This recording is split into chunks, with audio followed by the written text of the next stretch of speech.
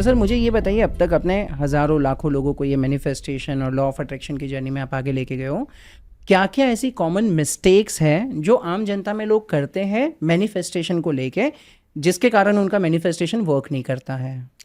सबसे पहली गलती, गोल सेट ना करना, लिखना नहीं और उसे सामने ना रखना। बड़े से बड़े दिग्गजों को मैं मिला हूं, सभी ने, जिसने भी सुपर अचीवमेंट किए हैं ना, उन्होंने हमेशा अपने गोल्स को सामने रखा हुआ है और तभी वो आपकी प्रायोरिटी बनेगी।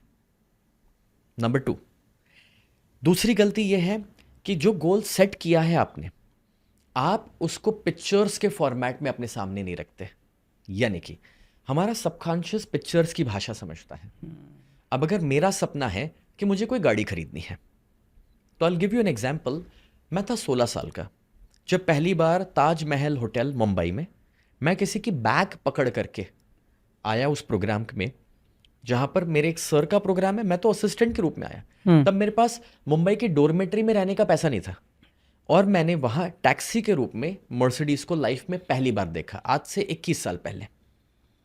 और जब वो गाड़ी को मैंने देखा, मैंने बस ऐसे ही गोल सेट कर लिया कि यार मैं ये गाड़ी खरीदना चाहता हूं।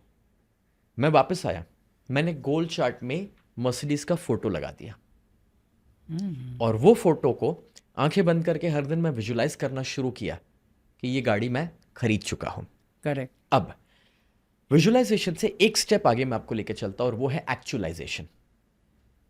उसमें मैं जब 18 साल का हुआ, आई वॉज वेटिंग कि कब मुझे मौका मिले कि मैं उसका टेस्ट ड्राइव करूं। तो मैं टेस्ट ड्राइव करने के लिए गया, लेकिन जब मैं वहां पर गया तो सामने एक सेल्समैन, वो पूछते हैं, भाई मैं आपकी कैसे मदद कर सकता हूँ?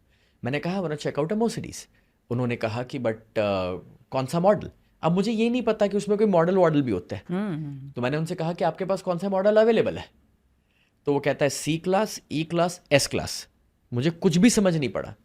मैं मन में सोच रहा हूँ सी ई एस, एस मतलब स्नेह, हाँ एस क्लास। और जब उसने एस क्लास सुना, उस ऊपर से नीचे तक मुझे देखता है और वो जिस तरह से देखा मुझे पता चल गया मैंने कुछ तो गलती करी है।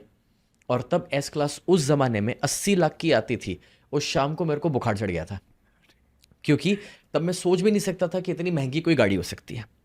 लेकिन जब मैं वहां से वापस आया, बिकॉज टेस्ट ड्राइव तो हो नहीं पाई, वापस आने पर मैंने, मेरे फादर का एक पुराना बाइक मेरे को मिला था आने जाने के लिए, उसके ऊपर मर्सिडीज का स्टिकर लगा दिया था, वो स्टार वाला। और मैं हमेशा घर पे बोलता था, मम्मी इस दोस्त को मिलने जा रहा हूँ, मर्सिडीज लेके जा रहा हूँ। और मेरे दोस्त लोगों को अगर मेरे पीछे बैठना है, कहीं चाहिए जाना है, लिफ्ट लेनी है, तो उनको बोलना पड़ेगा स्नेह तेरी मर्सिडीज पे यहां तक छोड़ दे। तो वो मेरा एक्चुअलाइजेशन प्रोसेस था कि एज इफ मैं ये मान के जी रहा हूं कि वो मर्सिडीज मेरी जिंदगी में आ चुकी है। और अब मुझे टेस्ट ड्राइव का मौका मिला उसके 6 महीने के बाद, जब मैं पूरी प्रिपरेशन के साथ गया। इस बार अपने एक दोस्त को साथ लेकर गया जो थोड़ा अमीर दिखता था। और जब मैं अब टेस्ट ड्राइव के लिए गया तो मेरे दोस्त को मैंने ड्राइविंग सीट पर बैठाया, मैं बाजू में बैठा और वो ड्राइविंग कर रहा है और मैं आंखें बंद करके फील कर रहा हूं कि मैं अपनी मर्सिडीज में बैठा हूं, मैं अपने ऑफिस से घर पे जा रहा हूं और मेरा ड्राइवर गाड़ी चला रहा है। एंड इट हैपेंड सो कि इस किस्से के कुछ ही महीनों के अंदर, जब मैं 19 साल का था, तब मैंने अपनी पहली मर्सिडीज खरीदी। अब लोग कहेंगे कि किस्मत है, किस्मत नहीं है। बेस्ट पार्ट ये था कि जब से मर्सिडीज मेरी फोकस में आ गया ना, तब से होने ये लगा था कि मेरी काम करने की स्पीड भी बढ़ चुकी थी। करेक्ट। सच ये है कि अगर आपको सड़क के ऊपर 2 किस्म के लोग नजर आएंगे, एक जो एकदम आराम से चल रहा है, आप उनको जाके पूछो भाई साहब किधर जा रहे हो, बोले नहीं बस ऐसे ही, कहीं नहीं जाना, टहलने निकलो। और दूसरा आदमी थोड़ा फास्ट चल रहा होगा, आप उसको पूछ कर देखो भाई साहब किधर जाना है, वो कहेगा यार इधर पहुंचना है इस टाइम से पहले, वरना मेरी ट्रेन छूट जाएगी।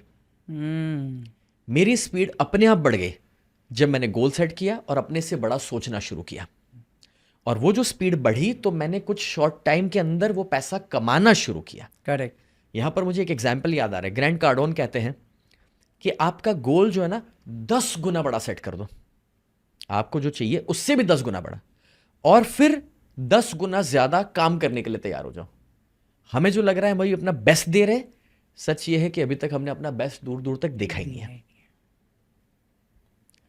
तो यहां पर जो आपने पूछा कि क्या लोग गलती करते हैं, तो ये था कि भाई विजन बोर्ड नहीं बनाते, उसके पिक्चर्स नहीं लगाते। पिक्चर्स आपको इंस्पायर करते हैं। 1 photo is equivalent to 1000 words. तो पिक्चर्स आपका सबकॉन्शियस समझेगा, उसको तब जाके आप इंप्लीमेंट करोगे।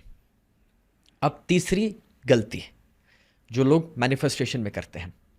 लोगों को ऐसा लगता है कि मैं सोचने शुरू कर दूंगा, बोलना शुरू कर दूंगा तो अट्रैक्शन हो जाएगा। बट अट्रैक्शन तब तक काम नहीं करता जब तक आप अपनी डिजर्विंगनेस को ना बढ़ाएं। मतलब क्या है, देखो, अगर बारिश हो रही है, अलग अलग कंटेनर्स आपने रखे हैं, पतीले रखे हुए हैं सारे, तो किसके अंदर कितना पानी जाएगा वो किस पे डिपेंड करता है? उसमें बारिश की तो कोई गलती नहीं, तो आई बादलों की कोई गलती नहीं, ऊपर वाले की कोई गलती नहीं। वो तो डिपेंड करता है ना कि आपका जो पतीला है उसका ओपनिंग कितना बड़ा है। करेक्ट। अभी कुछ पतीले तो उल्टे रखे हुए होते हैं और शिकायत करते हैं कि मेरी किस्मत खराब है। तो डिजर्विंगनेस का क्या मतलब है? मेरे पास एक इंसान आता है, आगे कहता है, सर मुझे ना एक लाइफ पार्टनर चाहिए, क्या आपके पास कोई टेक्निक है बीवी खोजने की? मैंने कहा हाँ है, बट मुझे आप ये पहले बताओ कि आपको कैसा लाइफ पार्टनर चाहिए। तो मुझे वो कहता है, सर देखो मुझे ना सीधी सादी सरल सिंपल स्पिरिचुअल बीवी चाहिए। मैंने कहा ठीक है। मैंने उससे सवाल पूछा, आप मेरे को बताओ क्या आप एक सीधे सादे अरे। सरल सिंपल स्पिरिचुअल इंसान हो? नहीं। अब हमें ये लगता है कि हम कुछ भी हो सकते हैं, बट लॉ ऑफ अट्रैक्शन हमारे लिए काम करना चाहिए, तो दैट डजंट वर्क।